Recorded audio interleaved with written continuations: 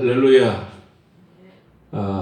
오늘은 시편 107편 10절에서 22절 말씀으로 하나님의 치유란 제목으로 하나님의 말씀을 전하겠습니다. 우리 인생은 어떻습니까? 베드로전서 2장 12절에 나그네와 행인 같은 인생이라 했습니다. 야고보 4장 14절에 잠깐 보이다가 없어지는 안개와 같다 했습니다. 욥기 7장 1절에는 품꾼의 날과 같다 했습니다. 시편 90편 10절에는 우리의 연수가 70이요 강건하면 80이라도 그 연수의 자랑은 수고와 슬픔뿐이요 신속기간이 우리가 날아가나이다 했습니다. 이렇게 짧은 인생살이 어떻습니까? 항상 행복한 것만 있는 것이 아니죠. 우리 인생에는 행복도 있지만은 고난이 반드시 있습니다. 어느 누구도 고난을 피할 수 없습니다. 이 세상에 고난 없는 사람은 없습니다. 어지의 철학을 주창한 생의 철학자 소펜하우는 인생은 고통하기 위해 태어난 존재다라고 했습니다. 로마 철학자 세네카는 인생이 고통이라는 사실을 모르는 일처럼 불행한 것은 없다 그랬습니다. 왜 나만 겪는 고난이냐고 불평하지 마세요. 할렐루야. 우리 인생은 고난이 있습니다. 일본의 그 작년 10월 한 달만 해도 일본 여성들 889명이 자살했다고 그래요. 그 전에 재작년보다도 자살률이 90%나 증가했답니다. 사는 것이 진짜 얼마나 힘들었으면 자살했겠습니까? 그래서 일본에 이번에 영국 다음으로 고독에 따른 사회 문제를 전담하는 그 부처를 신설하고 고독 전담 장관을 두기로 했답니다. 고난의 원인 많죠. 고난은 죄뿐 아니라 여러 가지 원인, 다양한 원인에 의해서 고난을 당합니다.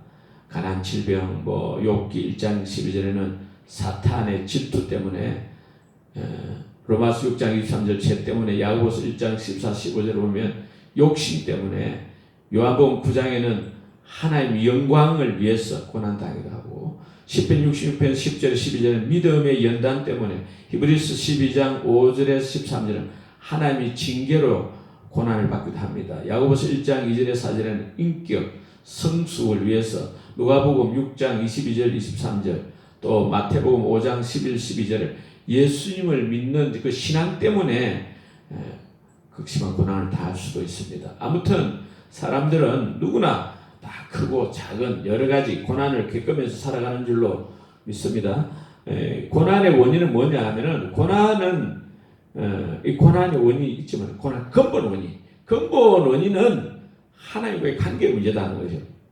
오늘 시편 107편 10절 11절 같이 한번 읽어보겠습니다. 사람이 흑암과 사망의 그늘에 앉으며 공고와 쇠사슬에 매임은 하나님의 말씀을 거역하며 지존자의 뜻을 멸시함이라 했습니다.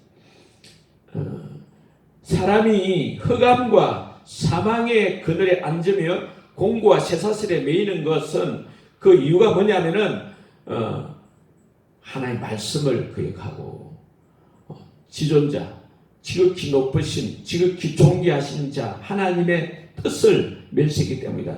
흑암 같은 그 고난, 앞이 캄캄하고 사방팔방이 캄캄하고 어떻게 할 수 없는 상황이고 사망의 그늘에 앉아서 썩어서 냄새나는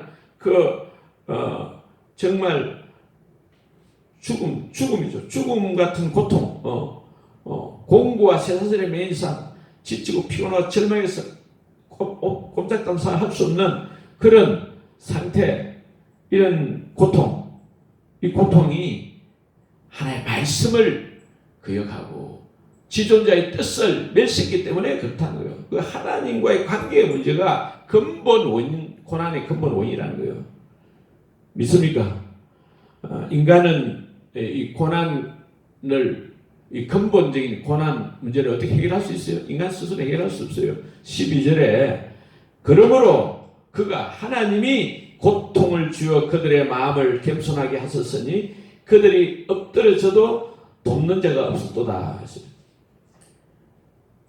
13절에서 16절에도 이에 그들이 그 환난 중에 여호와께 부르짖음에 그들의 고통에서 구원하시되 흑암과 사망의 그늘에서 인도하여 내시고 그들의 얽어맨 줄을 끊으셨도다.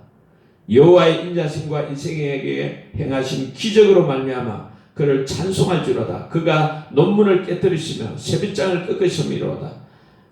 미련한 자들은 그들의 죄악의 길을 따르고 그들의 악을 범하기 때문에 이르렀도다. 범하기에 이르렀도다. 하나님은 기적의 하나님이죠.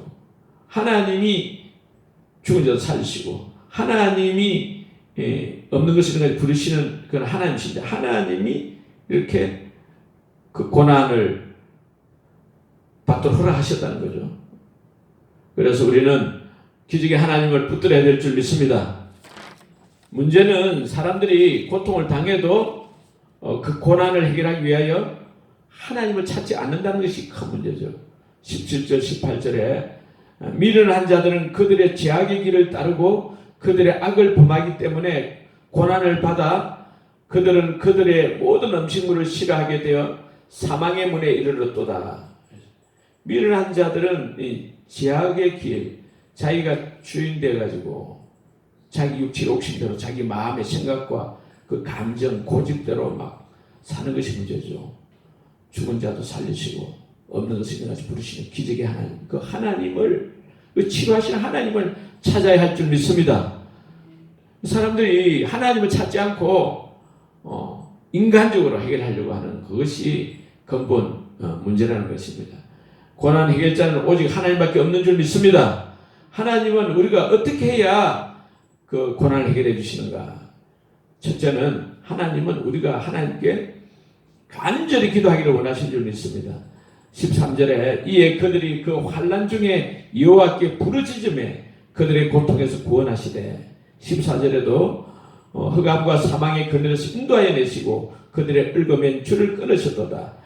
이에 6절 이에 그들이 근심 중에 여호와께 부르짖음에 그들의 고통에서 건지시고 19절에도 이에 그들의 고통 때문에 여호와께 부르짖음에 그가 그들의 고통에서 그들을 구원하시되 28절도 이에 그들의 고통 때문에 여호와께 부르짖음에 그가 그들의 고통에서 그들을 인도하여 내시고 이 부르짖는다니 가장 울부짖는 거죠. 짐승이 막 울부짖는 것처럼. 에스더는 민족 멸망의 위기 가운데서 어떻게 했습니까? 왕비가 됐지만 죽으면 죽으리라 하면서 금식을 했죠. 그때 페르사 바사 시대 아니까 이방 땅에서 완전히 유다 민족이 멸망할 수밖에 없는 그런 순간에 금식하고 부르짖었습니다. 그래서 유다 민족을 구원한 줄 믿습니다. 또 이주선 집사 서울 강남 침례교회인데 가남 상기 수술도 포기하고 그래서 죽을 수밖에 없는데 그러나 하나님께 소망을 두고 기도원에서 부르짖고 부르짖어 막 간절히 기도했어요. 이제는 오직 주님 뜻대로 살기를 원합니다. 주님 뜻대로 살겠습니다.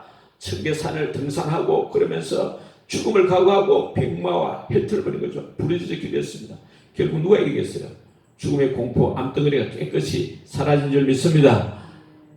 요세핀 주견자 사모의 딸 가나안 개척교회 목사의 자녀인데 뭐 어떻게 할 수 없는 그런 상황 속에서 자기는 하버드 대학 교수가 되기를 원하는데 그래서 뭐 하나님은 천재 주권가 있으니까 하나님께 기도했죠. 인간적으로 어떻게 할 수 없어요. 사방팔방 막혀있지만은 하나님께 부르짖고 14일 동안 금식 기도를 해가지고 금식 기도를 끝마치자마자 바로 합격 통지서가 날라왔어요. 컨그레이션 하더랍니다. 할렐루야. 그래서 하나님께서 우리 기도를 들으시고 응답해 주실 줄 믿습니다. 우리가 부르짖으면 크고 비밀한 일을 나타내 주실 줄 믿습니다. 그래서 하버드 대학 교수가 됐다는 거죠. 또 두 번째는 하나님은 우리 고난 문제를 어떻게 해결해 주시냐면 말씀으로 치유해 주신 줄 믿습니다. 20절에 그가 그의 말씀을 보내서 하나님의 말씀을 보내가지고 그들을 고치시고 위험한 지경에서 건지시는도다. 하나님의 말씀은 능력의 말씀입니다. 틀림없는 말씀입니다. 하나님의 말씀은 능치 못할 일이 없는 줄 믿습니다. 히브리서 4장 12절에 하나님의 말씀은 살았고 하나님의 말씀은 살아있습니다. 운동력이 있어 좌우의 날선 어떤 것보다도 예리하여 혼과 영과 및 관절과 골수를 찔러 쪼개기까지 하며 또 마음의 생각과 뜻을 감찰하신다 했어요. 성령의 검 곧 하나님의 말씀이라 했잖아요. 인생의 고난 문제를 하나님께서는 그 하나님의 말씀, 능력의 말씀으로 우리를 고치시고 치유해 주시고 회복시켜 주신 줄 믿습니다. 기적을 베풀어 주신 줄 믿습니다. 할렐루야. 미국 뉴욕 릴리안 요맨이라는 여자 의사가 있었는데 병원 일로 너무 바쁘게 생활하다 보니까 육체적 정신적 피로가 누적돼 가지고 아펜을 복용하게 됐어요. 아펜 중독자 되어버렸어요. 마침내. 그래서 치료를 받아도 이게 몸이 안 낫고 몸이 몰골이 앙상해지고 피폐해지는 거죠. 죽을 수밖에 없는 상황이 돼요. 그래서 그 상황에서 옛날 신앙을 해보고 천도를 받아서 예수를 다시 영접하고 하나님의 말씀을 읽고 기도했어요. 하나님의 말씀을 묵상하고 기도하고 결국 하나님의 말씀에 의해서 치료가 일어났어요. 그 성령의 충만한 역사로 치료된 줄 믿습니다. 그래서 43세에 유산받은 거, 재산 상속받은 거, 그거 가지고 요양소 병원을 짓고 요양을 지어가지고 그 병원에서도 안 된다는 중독자들, 뭐 아펜 중독, 알코올 중독, 불치병자들, 이 환자들을 받아가지고 치료를 하는 거죠. 어떤 주사나 약물 치료를 하지 않고 오직 하나님의 말씀과 기도로 치료한 줄 믿습니다. 어떻게 치료하느냐? 주로 이제 신명기 28장과 갈라디아서 3장 13절, 14절 말씀을 가지고 치료하는 것입니다. 갈라디아서 3장 13절에 그리스도께서 우리를 위하여 저주를 받은 바 되사 율법의 저주에서 우리를 속량하셨으니 기록된 바 나무에 달린 자마다 저주 아래 있는 자라 하였음이라. 그 깨달음을 얻고 예수님이 신명기 28장에 나오는 율법의 저주에서 다 우리를 속량해 주셨다. 이걸 믿은 거죠. 그 환자들 원망, 탄식, 저주, 가난의식 이게 꽉 차 있는 그 마음을 하나님의 말씀으로 치료하는 거예요. 하나님의 말씀 믿도록 하고 입술로 선포하도록, 입술을 시인하고 선포하도록 하는 거예요. 그래서 치료를 할 때 2시간 동안 계속해서 하나님의 말씀으로 성경 말씀을 읽어주는 거죠. 하나님의 말씀으로 치료하는 거죠. 육체를 치료하는 게 아니라 마음을 치료하고 영혼을 치료하는 거예요. 할렐루야. 계속 반복해서 읽어주는 거예요. 그러면서 이제 요약해서 이야기한 거예요. 예를 들면 폐병이 걸렸다. 폐병이 걸린 환자를 실제로 치료하는 그 간증이 있는데 신명기 28장 22절에 보면 폐결핵은 율법의 저주다. 신명기 28장 22절에 의하면 이 폐결핵은 율법의 저주다. 그러나 갈라디아서 3장 13절에 따르면 그리스도께서 율법의 저주에서 나를 속량하셨다. 그러므로 나는 그리스도께서 이미 나를 폐결핵에서 속량하셨다. 그리스도께서 이미 나를 폐결핵에서 속량하셨다. 나는 율법의 저주에서 나를 속량하셨다. 질병의 저주에서 나를 속량하셨다. 그리스도께서 나를 속량하셨다. 이렇게 선포하는 거예요. 만 번이고 막 계속 그걸 선포하는 거예요. 그렇게 아무 선포해도 효과가 안 나타나는데도 계속 한 일주일 만에 깨끗이 치료된 줄 믿습니다. 우리의 하나님의 말씀은 능력의 말씀이 했잖아요. 치료의 말씀이고 하나님의 말씀은 틀림없는 말씀이기 때문에 말씀을 믿고 계속적으로 믿음의 인내가 필요하니까 인내로 계속 선포했던 일주일 만에 그 죽는다는 폐결이 깨끗이 치료된 줄 믿습니다. 또 긍정의 힘이라는 책, 그 책에 보면 저자 조엘 오스틴 목사의 어머니 간증이 들어있는데 이 조엘 오스틴 엄마가 1981년도에 간암이 걸려서요. 그 암병이 걸렸죠. 그 의사들이 진단하기는 이제 뭐 한 몇 주밖에 못 산다. 많이 살아도 2달 산다. 계속해서 몸이 빠지고 몸 살이 빠진다는 거죠.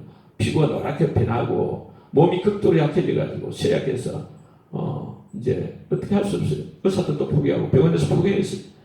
그냥 집으로 돌아왔었는데 그러나 그러나 이 조엘 오스틴 엄마는 포기하지 않는 거죠. 전능자 하나님, 나의 아버지 계신다. 하나님 말씀을 내 마음과 입에 두기로 나는 선택했다 하면서 성경에서 건강과 치유에 관한 말씀을 찾아가지고 그 말씀을 믿음으로 선포하는 거예요. 시인하는 거예요. 할렐루야. 10편 118편 17절에 나는 죽지 않고 살아서 여호와의 기적을 선포하리라. 할렐루야. 성경에서 가장 좋아하는 그런 치유 말씀들 30개 내지 40개 찾아가지고 종이에 적고 매일 읽고 큰 소리로 선포하니 큰 소리로 출애굽기 15장 16절 나는 너희를 치료하는 여호와입니다. 치료자 하나님은 나를 치료하신다. 마태복음 18장 17절에 우리의 연약한 것을 친히 담당하시고 병을 질병을 짊어지셨도다. 나의 연약한 것 나의 모든 질병을 예수님이 십자가에서 담당하셨다. 짊어지셨다. 나는 나았다. 그런 거예요.